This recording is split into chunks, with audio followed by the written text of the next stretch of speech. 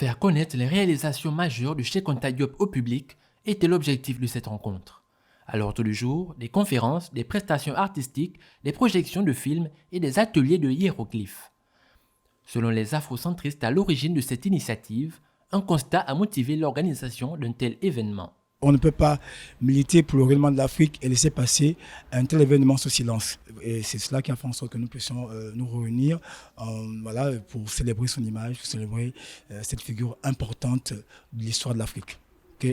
Cette rencontre était également l'occasion de rappeler les contributions majeures de Cheikh Anta Diop pour la communauté scientifique mondiale. Cheikh Anta Diop l'a dit haut et fort que l'Afrique était le berceau de l'humanité, la maîtresse de toutes les civilisations en produisant tous les éléments de la civilisation, notamment la connaissance scientifique qui vient d'Afrique, la poésie, les mathématiques, la philosophie.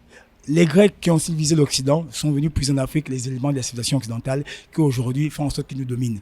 Et c'est Cheikh Anta Diop qui l'a répété, qui l'a signifié, qui l'a souligné. De son vivant, Cheikh Anta Diop a ardemment défendu la cause du continent noir et était contre toute forme de victimisation de l'Afrique.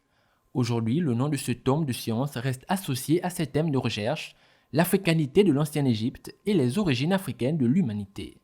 Ces écrits, dont la résonance éveille continuellement des générations de jeunes africains, sont encore étudiés, même dans les plus grands milieux scientifiques.